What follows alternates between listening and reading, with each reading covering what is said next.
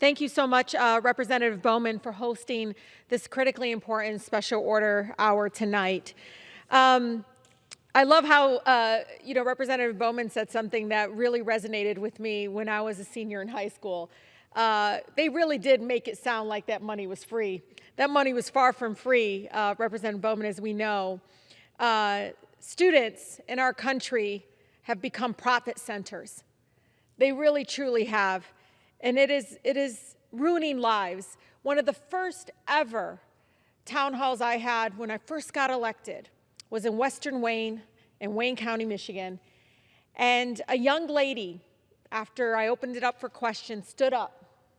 She stood up very strong and looks up at me and starts crying in tears, telling me just how incredibly hard it is to be able to survive, become a homeowner, to be able to move on.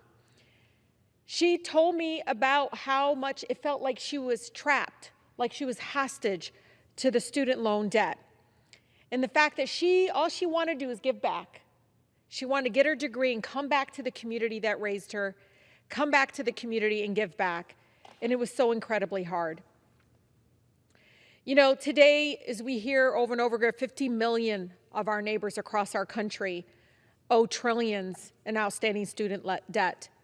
That alone should resonate with so many of my colleagues. This must become a national priority. And one of the things that I think is important as we hear about these stories is the human impact. You know, when I was I was the first in my family to graduate from high school. My father only went up to 4th grade education, my mother 8th grade education. You know, my father came here at 19 years old. Could have never imagined, of course, their daughter being able to graduate from high school, go on to college. And yes, I worked full-time, Monday through Friday, and took weekend classes to get my law degree, and still close to $200,000 in debt. And I still owe about $70,000. And most of it was interest. Most of it was our own government making money and profit off of me. And guess what? I didn't go to the for-profit entities. I went to legal aid. I worked at the nonprofit organization fighting for, the right to breathe clean air, to fight for the worker that was getting their wage, taken and stolen from their employer. I went and worked on immigrant rights and so much more. And all of that to say, we have to stop treating as if folks that are paying for education, as if they bought some bougie car or some big, something beyond their, no. They were seeking an education because, as many of my colleagues will tell you, there was that counselor in the hallway that would pull us aside and say, Rashida, where is your application for college? You got to apply. And I'm like, I'm the eldest of 14, Coach Watson. It was Coach Perry Watson at Southwestern High School. He still remembers pulling me into his office because he didn't get an application from me. And I said, I'm the eldest of 14. I can't go to bat. My parents, who are working class folks, my dad worked at the line and Ford Motor Company, and say, hey, Dad, help me out here. I want to go to college. And so all that to say is, yeah, they sat us down. Of course there was the Pell Grant and all of that. Of course there was. But at the end, it was still struggle. It was a still struggle because guess what? Some of that money, you couldn't use it for certain things. I remember this. They changed stuff a little bit after I graduated. But I had to work. I had to figure out how to pay for the gas to get to the school and so much more. But I think it's really important to know, alone in my home state of Michigan, I think the average loan borrower now is like around close to $35,000 in debt. And you have to add on the health care cost, the rent, the utilities, car payments, and so much more to just really live your life. And so majority of our American people, then our neighbors right now, educated now, live check by check. They literally live check by check. And add that, the average of $250 or more for student loans. It is really holding people back. And when I look at my state, my district is third poorest congressional district in the country. When I look at the eyes and look at the families that I represent and they come to our town halls, they talk to them about the struggles and, please help. Make government about people. Make it about us. Put us first.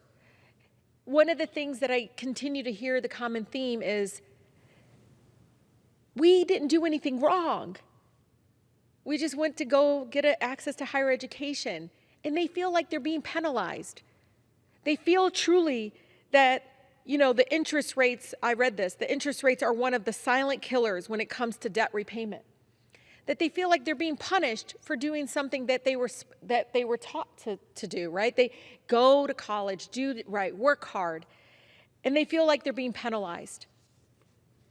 And the cost of education in our country just continues to increase. We all know that. We see it over and over again. And so what sounds like can't be solved, that is something impossible, it actually is not that complex.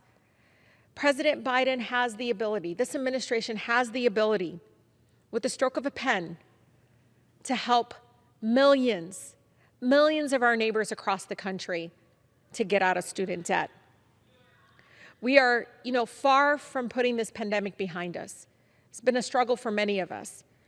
And yes, these payments are going to be coming due. Folks are so anxious about it. Even planning now, folks even sending me messages social media about what do I do about Christmas, because I know around the corner I got to start repaying the student loans.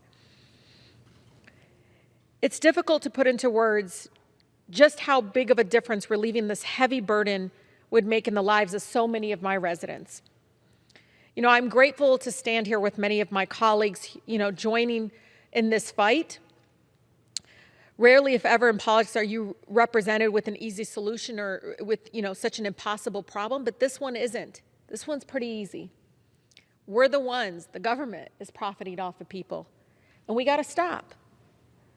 I think when we again make government about people and we put them first, then I think it's going to be an easy decision for the administration and for President Biden to come up with the plan that's needed to really help that young lady that came to my town hall and so many others in making this a national priority.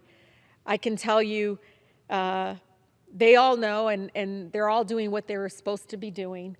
And at the end, they're still struggling. And I know my colleague is not a millionaire, but I always like reminding people of this. Majority of my colleagues in this chamber are. They don't understand the struggle of living check by check. They don't understand. Some of them may not be close in understanding the pain of that student loan debt that's really heavy on so many families. And so I stand here in solidarity with my colleagues and asking, let's do the right thing. Let's make this a national priority. Let's get an executive order done, and let's help millions of Americans that did nothing wrong except wanting to access a higher education, as they were told was access to a beautiful, viable, vibrant life in our country. And again, we can't continue to make them a profit center. We have to make them our priority, and that they deserve to be able to live and thrive in our country. Thank you so much, and I yield.